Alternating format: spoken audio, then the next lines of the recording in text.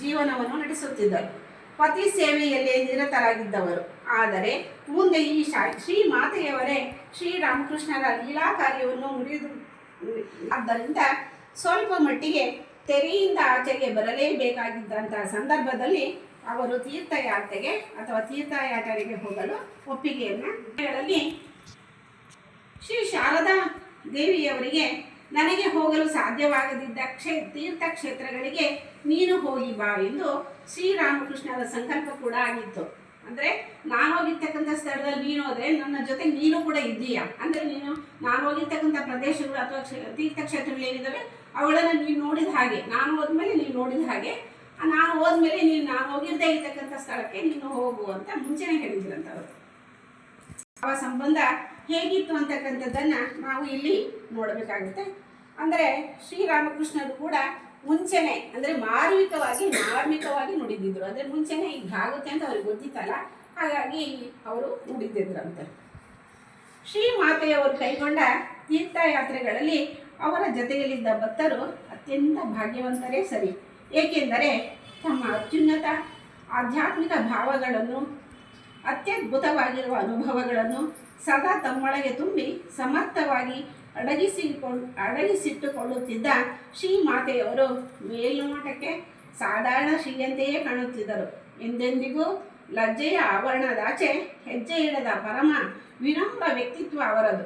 ತೀರ್ಥಯಾತ್ರೆಯ ಸಂದರ್ಭದಲ್ಲಿ ಭಕ್ತರು ಶ್ರೀ ಮಾತೆಯವರನ್ನು ಹತ್ತಿರದಿಂದ ಕಾಣುವಂತಾಯಿತು. ಅವರ ಪರಮ ಪವಿತ್ರ ಹೃದಯವನ್ನು, ಆಗಸದೆತ್ತರದ ಆಧ್ಯಾತ್ಮಿಕ ಭಾವದ ಔನ್ನತ್ಯತೆಯನ್ನು, ಅತ್ಯಂತ ಶ್ರೇಷ್ಠ ಆಧ್ಯಾತ್ಮಿಕ ಅನುಭವಗಳನ್ನು ಕೊಡುವ ಅವರ ಮಹಿಮೆಯನ್ನು ಗುರುತಿಸುವಂತಾಯಿತು. ಅಂದರೆ ಮುಂಚೆ ಎಲ್ಲ ಇವರು ಬಾರಿ ಸಾಮಾನ್ಯ ರೀತಿಯಲ್ಲೇ ಇದ್ದದ್ದು ನೋಡ್ಬಿಟ್ಟು ಇನ್ನೇನು ಅಂತಕ್ಕಂಥ ಕೆಲವರು ಎಲ್ಲ ಭಕ್ತಾದಿಗಳು ತಿಳ್ಕೊಂಡಿದ್ದಾರೆ ಅವ್ರ ಬಗ್ಗೆ. ಆದರೆ ಕೆಲವರು ಮಾತ್ರ ಇವರೇನು ಸಾಮಾನ್ಯರಂತ ಇದ್ದಾರಲ್ಲ, ಇವ್ರು ನಮ್ಗೇನು ಹೇಳ್ಕೊಡ್ಬೋದು ಅಂತ. ಆದರೆ ಇವರು ತೀರ್ಥಯಾತ್ರೆಯನ್ನು ಮಾಡ್ತಕ್ಕಂಥ ಸಂದರ್ಭದಲ್ಲಿ ಇವರ ಅನುಭವಗಳು ಹೇಗಿತ್ತು, ಇವರ ಯಾವ ಥರ ಸದ್ವಿಚಾರಗಳು ನಮಗೆ ತಿಳಿಸ್ತಾ ಇದ್ದಾರೆ ಅಂತಕ್ಕಂಥದ್ದನ್ನು ಎಲ್ಲ ಭಕ್ತಾದಿಗಳು ಕೂಡ ತಿಳ್ಕೊಂಡ್ರು. ಶ್ರೇಷ್ಠವಾಗಿರ್ತಕ್ಕಂಥ ಅನುಭವಗಳನ್ನು ಹೇಗೆ ಹಂಚಿಕೊಳ್ತಾ ಇದ್ರು ಅಂತಕ್ಕಂಥದ್ದು ಗೊತ್ತಾಯಿತು. ಅನುಭವಗಳ ವೈವಿಧ್ಯವನ್ನು ಅಧ್ಯಯನ ಮಾಡುವುದೇ ಪರಮ ಪಾವನಕರ ಸಾಧನೆ ಆಗಿತ್ತು.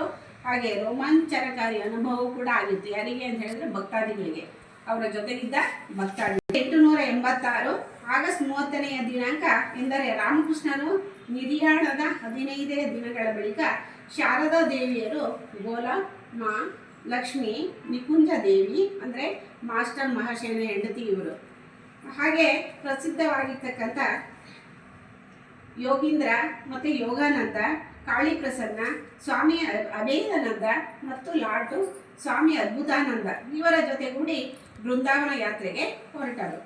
ದಾರಿಯಲ್ಲಿ ಬರುವ ದೇವಘರ್ ಅಂತಕ್ಕಂಥ ಒಂದು ಪ್ರದೇಶದಲ್ಲಿ ಪ್ರಸಿದ್ಧವಾಗಿರ್ತಕ್ಕಂಥ ವೈದ್ಯನಾಥ ಶಿವನ ದೇವಾಲಯಕ್ಕೆ ಭೇಟಿ ನೀಡಿದರು. ಶ್ರೀ ಶಾರದಾ ದೇವಿಯವರು ಇಲ್ಲಿ ಶಿವನಿಗೆ ಪೂಜೆ ಸಲ್ಲಿಸಿ ಮುಂದೆ ವಾರಣಾಸಿಗೆ ಬಂದು ತಲುಪಿದರು. ಅಲ್ಲಿ ಸುಮಾರು 10 ದಿನಗಳ ಕಾಲ ತಂಗಿದ್ದರು. ವಾರಣಾಸಿ ಕ್ಷೇತ್ರವು ವಿಶ್ವನಾಥ ವಿಶಾಲಾಕ್ಷಿಯವರ ದಿವ್ಯ ಧಾಮವಾಗಿತ್ತು. ಒಂದು ದಿನ ಶ್ರೀ ಮಾತೆಯವರು ವಿಶ್ವನಾಥನ ಮಹಾಪೂಜೆಯಲ್ಲಿ ಭಾಗವಹಿಸಿದ್ದರು. ಆ ವೇಳೆಗೆ ಅವರಲ್ಲಿ ಅತ್ಯುನ್ನತವಾಗಿರ್ತಕ್ಕಂಥ ಆಧ್ಯಾತ್ಮಿಕವಾಗಿರ್ತಕ್ಕಂಥ ಉದ್ದೀಪನೆಯಾಗಿತ್ತು. ಅಂದರೆ ತಾವೇನು ಮಾಡುತ್ತಿದ್ದೇವೆ ಎಂತಕ್ಕಂಥ ಪರಿವು ಕೂಡ ಅವರಲ್ಲಿ ಇರ್ತಿದ್ದಿಲ್ಲ. ಅಂದರೆ ಅಷ್ಟು ಲೀಲಾಜಾಲವಾಗಿ ಅವರು ದೇವರಲ್ಲಿ ಲೀನವಾಗಿಬಿಟ್ಟಿರ್ತಿದ್ರು. ಅಂದರೆ ಹೋಗಿದ್ರು ಅಂತಲ್ಲ, ಆ ಮನಸ್ಸು ಅವರಲ್ಲಿ